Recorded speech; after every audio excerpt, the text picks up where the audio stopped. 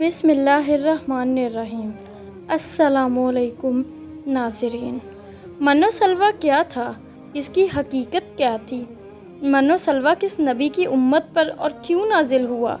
کیا من و سلویٰ جنت سے نازل شدہ کھانا تھا یا پھر اللہ رب العزت نے یہ دونوں چیزیں زمین سے ہی پیدا کی تھیں؟ من و سلویٰ میں کس جانور کا گوشت کھانے کے لیے ملتا تھا؟ یہی ہماری آج کی ویڈیو کا موضوع ہوگا، اور آج ہم آپ کو یہ بھی بتائیں گے کہ بنی اسرائیل کی قوم 40 برس تک ایک ہی میدان میں کیوں بھٹکتی رہی، اور اللہ رب العزت نے بنی اسرائیل کی قوم پر کن کن انعامات کی برسات فرمائی۔ اس کے باوجود وہ کیوں اتنے بھٹک گئے اور اللہ رب العزت کی نافرمانیوں میں کیوں پڑ گئے۔ بنی اسرائیل ایک ایسی قوم گزری ہے کہ جس پر اللہ رب العزت نے بے شمار انبیاء کرام علیہ السلام بھیجے، مگر یہ قوم راہ راست پر نہیں آئی اور اللہ رب العزت کی نافرمانیوں میں مشغول رہی۔ اللہ رب العزت نے بنی اسرائیل پر بے شمار انعامات کی برسات بھی فرمائی۔ قرآن مجید فرقان حمید کی سورہ بقرہ کی آیت نمبر 57 میں ارشاد باری تعالیٰ ہے: وَظَلَلْنَا عَلَيْكُمُ الْغَمَامَ وَأَنزَلْنَا عَلَيْكُمُ الْمَنَّ وَالسَّلْوَىٰ كُلُوا مِن طَيِّبَاتِ مَا رَزَقْنَاكُمْ وَمَا ظَلَمُونَا وَلَٰكِن كَانُوا أَنفُسَهُمْ يَظْلِمُونَ۔ اور ہم نے تم پر بادل کا سایہ کیا اور تم پر من و سلویٰ اتارا اور کہہ دیا کہ ہماری دی ہوئی پاکیزہ چیزیں کھاؤ، اور انہوں نے ہم پر ظلم نہیں کیا، البتہ وہ خود اپنی جانوں پر ظلم کرتے تھے۔ جب فرعون دریائے نیل میں غرق ہو گیا تو اللہ رب العزت نے بنی اسرائیل کو حکم فرمایا کہ قوم عمالقہ سے جنگ کر کے ملک شام کو آزاد کرواؤ، چونکہ یہ قوم نہایت ظالم اور جنگ کی ماہر تھی۔ اس کے باوجود ان 6 لاکھ بنی اسرائیلیوں نے جنگ سے انکار کر دیا، اور اس نافرمانی کی یہ سزا ملی کہ وہ 40 سال تک 27 میل کے رقبے پر مشتمل ایک ہی میدان میں بھٹکتے رہے۔ وہ لوگ سامان اٹھا کر سارا دن چلنے کے بعد رات ایک جگہ پر پہنچ جاتے، اور جب صبح ہوتی تو وہ وہیں موجود ہوتے جہاں سے چلے تھے۔ اس جگہ کو میدان تیہ یعنی بھٹکنے پھرنے کی جگہ کہا جاتا ہے۔ اللہ کے پیغمبر حضرت موسیٰ علیہ نبینا علیہ السلام بھی اسی میدان میں تشریف فرما تھے۔ میدان تیہ میں ہونے والی عطائیں حضرت موسیٰ علیہ السلام کی دعا سے بنی اسرائیل پر اللہ رب العزت نے اس میدان میں بے شمار انعامات اور عطائیں نازل فرمائیں۔ بنی اسرائیل کے کھانے کے لیے ہفتے کے دن کے علاوہ روزانہ آسمان سے 2 کھانے اترتے، جنہیں من اور سلویٰ کہا گیا۔ سلویٰ کے بارے میں مفسرین کے مختلف اقوال ہیں۔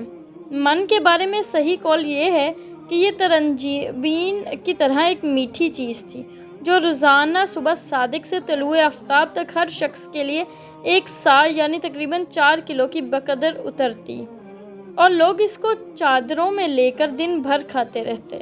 بعض مفسرین کے نزدیک من سے مراد وہ تمام چیزیں ہیں جو اللہ رب العزت نے اپنے بندوں کو کسی بھی مشقت اور کاشتکاری کے بغیر عطا کر کے ان پر احسان فرمایا۔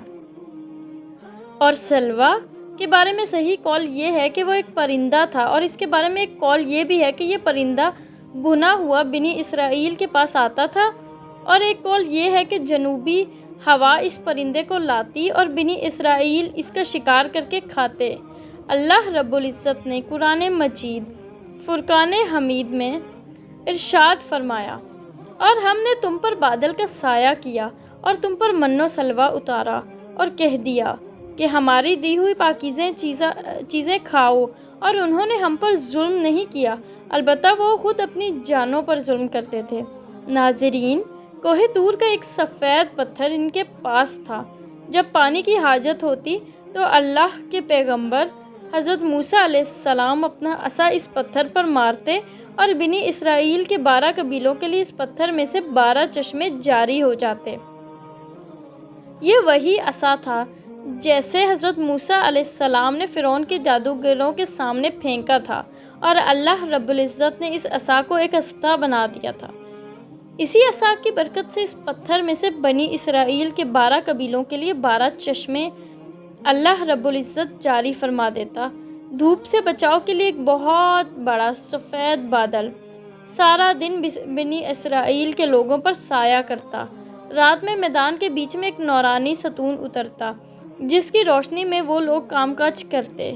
اللہ رب العزت نے ان لوگوں پر اتنی عنایتیں کی کہ ان کے بال اور ناخن تک نہیں پڑتے تھے، کپڑے پھٹتے نہ ہی میلے ہوتے، پیدائشی بچوں کے جسم پر قدرتی لباس ہوتا جو جسم کے ساتھ ساتھ بڑا ہوتا جاتا۔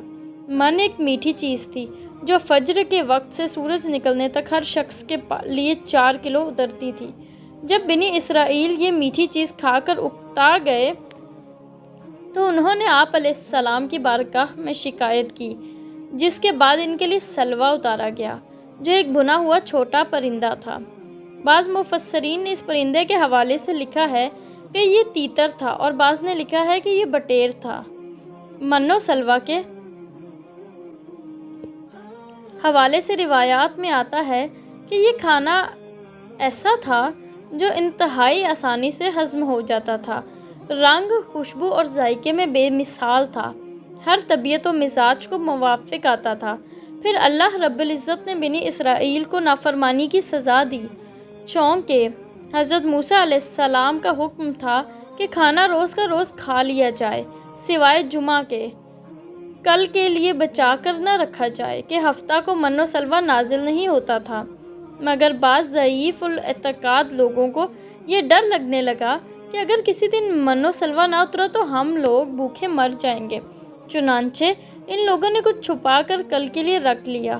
تو نبی کریم صلی اللہ علیہ وآلہ وسلم نے اس حوالے سے بڑی تفصیل سے بیان فرمایا کہ اللہ کے پیغمبر حضرت موسیٰ علیہ السلام کی قوم کی اس نافرمانی سے ایسی نحوست پھیل گئی کہ جو کچھ لوگوں نے کل کے لیے جمع کیا تھا وہ سب سڑ گیا اور آئندہ کے لیے اس کا اترنا بند ہو گیا۔ حضور نبی رحمت صلی اللہ علیہ وآلہ وسلم نے ارشاد فرمایا کہ اسی لیے بنی اسرائیل اگر نہ ہوتے تو نہ کھانا کبھی خراب ہوتا اور نہ گوشت سڑتا۔ کھانا خراب ہونا اور گوشت کا سڑنا اسی تاریخ سے شروع ہوا، ورنہ اس سے پہلے نہ کھانا خراب ہوتا تھا اور نہ گوشت سڑتا تھا۔ ناظرین، ان تمام عطاؤں اور انعامات کا ذکر اللہ رب العزت نے قرآن مجید فرقان حمید میں بڑی تفصیل کے ساتھ بیان فرمایا اور فرمایا کہ جب تم نے موسیٰ سے کہا کہ اے موسیٰ، ہم سے ایک ہی قسم کے کھانے پر ہرگز صبر نہ ہو سکے گا، اسی لیے اپنے رب سے دعا کیجیے کہ وہ ہمیں زمین کی پیداوار، ساگ، ککڑی، گیہوں، مسور اور پیاز دے۔ آپ نے فرمایا کہ بہتر چیز کے بدلے ادنا چیز کیوں طلب کرتے ہو؟ اچھا شہر میں جاؤ، وہاں تمہاری چاہت کی یہ سب چیزیں ملیں گی۔ ان پر ذلت اور مسکینی ڈال دی گئی اور اللہ کا غضب لے کر وہ لوٹے، یہ اس لیے کہ وہ اللہ تعالیٰ کی آیتوں کے ساتھ کفر کرتے تھے اور نبیوں کو ناحق قتل کرتے تھے۔ یہ ان کی نافرمانیوں کا نتیجہ